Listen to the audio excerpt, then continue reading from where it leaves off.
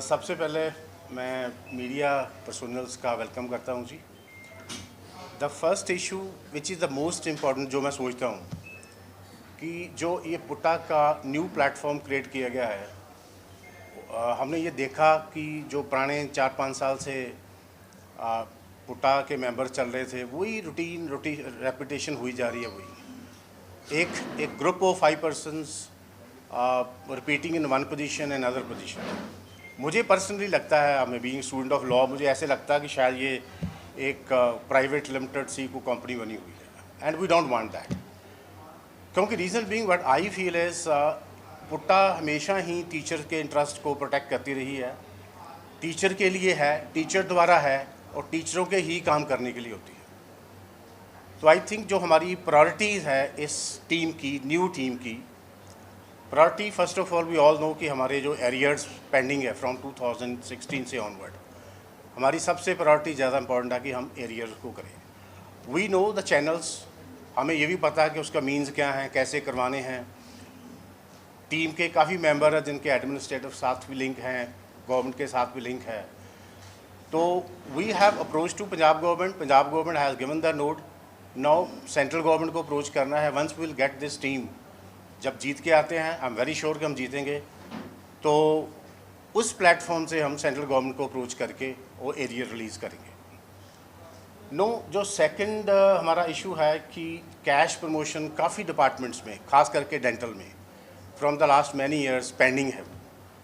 तो वो हमने अथॉरिटीज़ को टेबल के ऊपर बैठ के विद मीडिएशंस एंड नेगोशिएशंस वो प्रायोरिटी पे उनका कैश प्रमोशन का मैटर जो है रेज अप करना है, उनकी कैश प्रमोशन करवानी है। एक और अर्जेंट इशू है हमारे काफ़ी टीचर्स का जो यूजीसी रेगुलेशन 6.3 का है, क्योंकि उनकी इंटरव्यू होगी लेकिन उनको ऑफिशियली अभी ग्रेड नहीं मिले, उनकी प्रमोशन होगी, ग्रेड नहीं मिले, लेकिन वही कॉम्पिटेंट अथॉरिटी के साथ बैठ के हमने, क्योंकि जो रूल्स हैं उनकी फेवर में हैं, यूजीसी की नोटिफिकेशन इवन दो क्लैरिफिकेशन के बाद अमेंडमेंट भी होगी, उनकी फेवर में है। तो 6.3 के अकॉर्डिंगली सब टीचर्स की प्रमोशन हो, सब टीचर को उनका ड्यू मिले, that is our another agenda which I being a member of this team contesting for the president, I feel this is बहुत ज़्यादा इंपॉर्टेंट है ये। उससे अलावा जो शुरू से ही चल रहा है कि ओल्ड पेंशन स्कीम का, तो old pension scheme as far as Punjab government is concern, उन्होंने एक डेक्लेरेशन दी है, नो डाउट एक डिटेल डेक्लेरेशन नहीं अभी आई, लेकिन उन्होंने हिंट दे दिया है। तो अगर पंजाब गवर्नमेंट ने दे दिया तो सर्टनली सेंट्रल गवर्नमेंट से हम लेंगे। तो अगर वो सेंट्रल गवर्नमेंट से हम ले लेते हैं तो we are in a position कि हम अब इस साल में जो हमारा स्ट्रगल होगी, हमारी जो एक प्लेटफॉर्म होगा सेंट्रल गवर्नमेंट के साथ, जहाँ स्टेट गवर्नमेंट के साथ, जहाँ किसी भी कोई भी कॉम्पिटेंट अथॉरिटी है, उसके साथ बैठ के हम अपने जो भी ओल्ड पेंशन स्कीम के इश्यूज़ हैं वो हमने रिजॉल्व करने हैं। काफ़ी टीचर्स को जो पीएचडी की इंक्रीमेंट है शायद नहीं मिली, 2016 से स्पेसिफिकली नहीं मिली।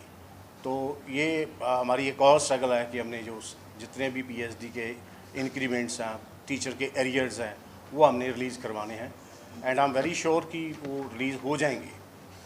जनरली जो एक हमारे लेडी कोलीग्स को एक प्रॉब्लम आती है ज़्यादा, जो चाइल्ड केयर लीव की आती है।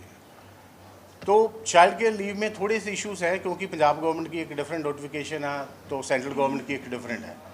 तो जो पंजाब यूनिवर्सिटी ने एक बना रखा है कि वंस किसी ने कि चाइल्ड केयर लीव लेनी है तो उसको 45 डेज़ का नोटिस देना पड़ेगा। अब स्कूलों में एग्ज़ाम की डेट हमें पता नहीं होती कब बच्चों के एग्ज़ाम होने हैं, तो चाइल्ड लीव के लिए हम नोटिस कैसे यूनिवर्सिटी को 45 का दें।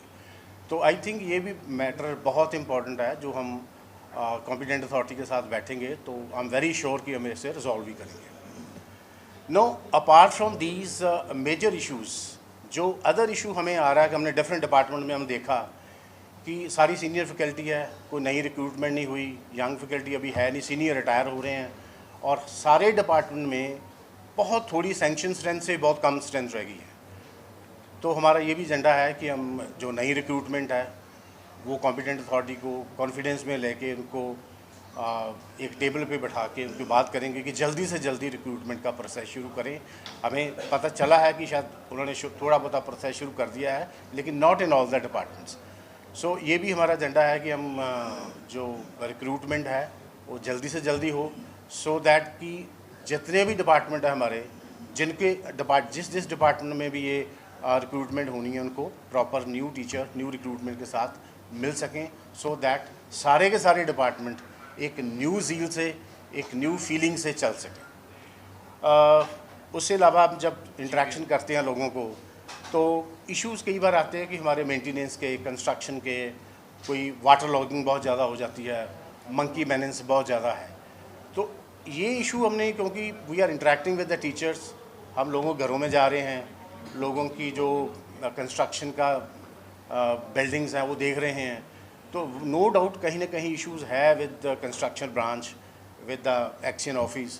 तो हमारी ये भी प्रायोरिटी है कि उनको, टीचरों को कोई प्रॉब्लम ना आए, क्योंकि रीज़न भी ये प्लेटफॉर्म पर टीचर्स है, अगर हमें हम रिप्रेजेंटेटिव है उनके, तो हमारी ड्यूटी बनती है कि उनकी जो घर हैं, जो मिले हैं, एक लिवेबल कंडीशन में हों, चाहे वो कंस्ट्रक्शन का हो, चाहे वो इलेक्ट्रिसिटी का हो, चाहे वो मेंटेनेंस का हो, चाहे वो वाटर लॉगिंग का हो, कुछ भी हो, लेकिन उनको जब हाउस मिलता है तो इस ऐसी पोजीशन में हो कि at least that should be livable conditions.